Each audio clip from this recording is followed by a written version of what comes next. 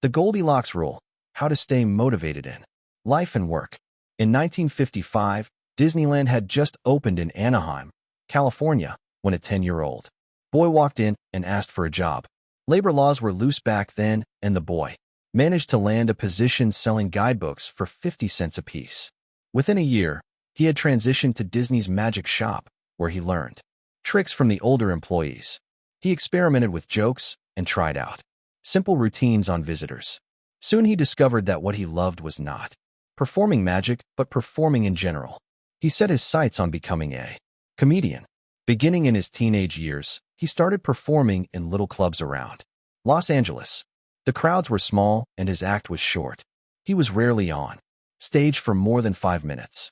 Most of the people in the crowd were too busy drinking or talking with friends to pay attention.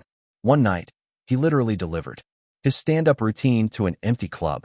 It wasn't glamorous work, but there was no doubt he was getting better.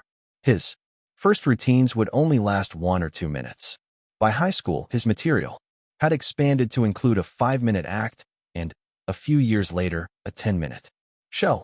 At 19, he was performing weekly for 20 minutes at a time.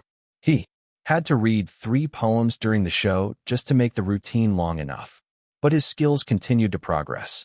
He spent another decade experimenting, adjusting, and practicing. He took a job as a television writer, and, gradually, he was able to land his own appearances on talk shows. By the mid-1970s, he had worked his way into being a regular guest on The Tonight Show and Saturday Night Live. Finally, after nearly 15 years of work, the young man rose to fame. He toured 60 cities in 63 days, then 72 cities in 80 days, then 85 cities in 90 days. He had 18,695 people attend one show in Ohio.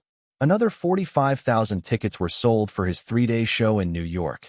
He catapulted to the top of his genre and became one of the most successful comedians of his time. His name is Steve Martin. Martin's story offers a fascinating perspective on what it takes to stick with habits for the long run. Comedy is not for the timid.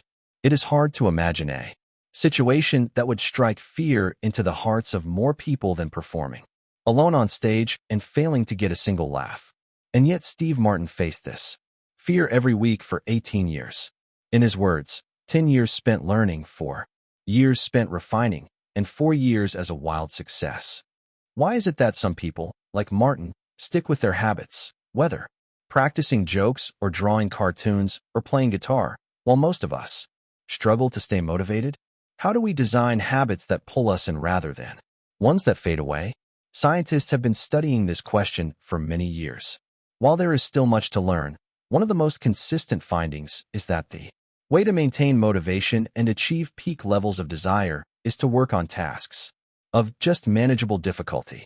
The human brain loves a challenge, but only if it is within an optimal zone of difficulty. If you love tennis and try to play a serious match against a 4-year-old, you will quickly become bored. It's too easy. You'll win every point. In contrast, if you play a professional tennis player like Roger Federer or Serena Williams, you will quickly lose motivation because the match is too difficult. Now consider playing tennis against someone who is your equal. As the game progresses, you win a few points and you lose a few. You have a good chance of winning, but only if you really try. Your focus narrows, distractions fade away, and you find yourself fully invested in the task at hand. This is a challenge of just manageable difficulty, and it is a prime example of the Goldilocks rule. The Goldilocks rule states that humans experience peak motivation when working on tasks that are right on the edge of their current abilities. Not too hard, not too easy, just right. The Goldilocks rule. Martin's comedy career is an excellent example of the Goldilocks rule in practice. Each year, he expanded his comedy routine, but only by a minute or 2. He was always adding new material, but he also kept a few jokes that were guaranteed to get laughs. There were just enough victories to keep him motivated and just enough mistakes to keep him working hard. When you're starting a new habit, it's important to keep the behavior as easy as possible so you can stick with it even when conditions aren't perfect. This is an idea we covered in detail while discussing the third law of behavior change. Once a habit has been established, however, it's important to continue to advance in small ways. These little improvements and new challenges keep you engaged. And if you hit the Goldilocks zone just right, you can achieve a flow state. Asterisk. A flow state is the experience of being in the zone and fully immersed in an activity. Scientists have tried to quantify this feeling. They found that to achieve a state of flow, a task must be roughly 4% beyond your current ability. In real life, it's typically not feasible to quantify the difficulty of an action in this way, but the core idea of the Goldilocks rule remains: working on challenges of just manageable difficulty, something on the perimeter of your ability, seems crucial for maintaining motivation. Improvement requires a delicate balance. You need to regularly search for challenges that push you to your edge while continuing to make enough progress. To stay motivated, behaviors need to remain novel in order for them to stay attractive and satisfying. Without variety, we get bored, and boredom is perhaps the greatest villain on the quest for self-improvement.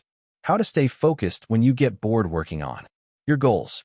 After my baseball career ended, I was looking for a new sport. I joined a weightlifting team, and one day an elite coach visited our gym. He had worked with thousands of athletes during his long career, including a few Olympians. I introduced myself, and we began talking about the process of improvement. What's the difference between the best athletes and everyone else? I asked. What do the really successful people do that most don't? He mentioned the factors you might expect: genetics, luck, talent. But then he said something I wasn't expecting. At some point, it comes down to who can handle the boredom of training every day, doing the same lifts over and over and over. His answer surprised me because it's a different way of thinking about work ethic. People talk about getting amped up to work on their goals. Whether it's business or sports or art, you hear people say things like, "It all comes down to passion," or "You have to really want it." As a result, many of us get depressed when we lose focus or motivation because we think that successful people have some bottomless reserve of passion. But this coach was saying that really successful people feel the same lack of motivation as everyone else. The difference is that they still find a way to show up despite the feelings of boredom. Mastery requires practice, but the more you practice something, the more boring and routine it becomes. Once the beginner gains have been made and we learn what to expect, our interest starts to fade. Sometimes it happens even faster than that. All you have to do is hit the gym a few days in a row or publish a couple of blog posts on time, and letting one day slip doesn't feel like much. Things are going well. It's easy to rationalize taking a day off because you're in a good place. The greatest threat to success is not failure, but boredom. We get bored with habits because they stop delighting us. The outcome becomes expected, and as our habits become ordinary, we start derailing our progress to seek novelty. Perhaps this is why we get caught up in a never-ending cycle, jumping from one workout to the next, one diet to the next, one business idea to the next. As soon as we experience the slightest dip in motivation, we begin seeking a new strategy, even if the old one was still working. As Machiavelli noted, men desire novelty to such an extent that those who are doing well wish for a change as much as those who are doing badly.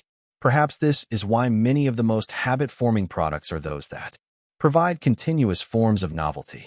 Video games provide visual novelty. Porn provides sexual novelty. Junk foods provide culinary novelty. Each of these experiences offer continual elements of surprise. In psychology, this is known as a variable reward. Asterisk slot machines are the most common real-world example. A gambler hits the jackpot every now and then, but not at any predictable interval. The pace of rewards varies. This variance leads to the greatest spike of dopamine, enhances memory recall, and accelerates habit formation. Variable rewards won't create a craving. That is, you can't take a reward people are uninterested in, give it to them at a variable interval, and hope it will change their mind. But they are a powerful way to amplify the cravings we already experience because they reduce boredom. The sweet spot of desire occurs at a 50-50 split between success and failure. Half of the time you get what you want, half of the time you don't. You need just enough winning to experience satisfaction and just enough wanting to experience desire. This is one of the benefits of following the Goldilocks rule. If you're already interested in a habit, working on challenges of just manageable difficulty is a good way to keep things interesting. Of course, not all habits have a variable reward component, and you wouldn't want them to. If Google only delivered a useful search result some of the time, I would switch to a competitor pretty quickly. If Uber only picked up half of my trips, I doubt I'd be using that service much longer. And if I flossed my teeth each night and only sometimes ended up with a clean mouth, I think I'd skip it.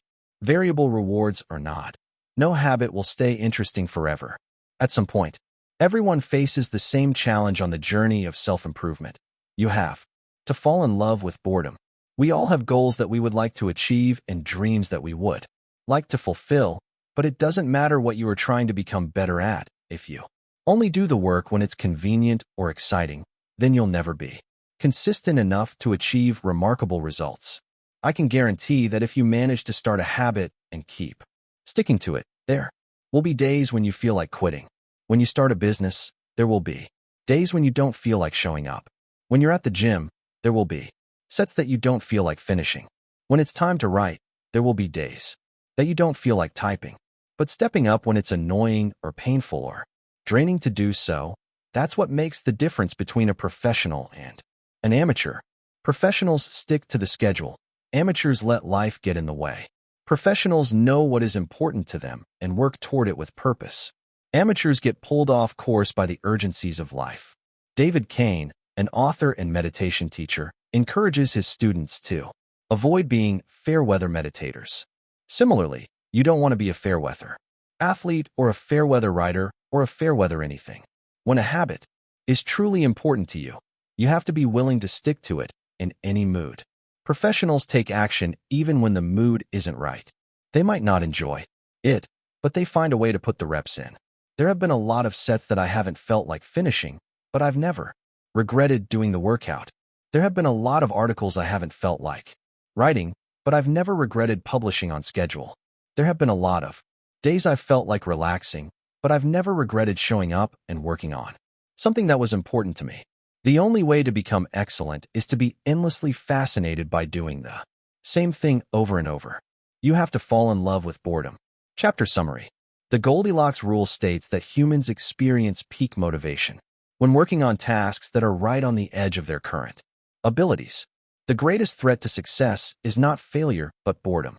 As habits become routine, they become less interesting and less satisfying. We get bored. Anyone can work hard when they feel motivated. It's the ability to keep going when work isn't exciting that makes the difference. Professionals stick to the schedule. Amateurs let life get in the way.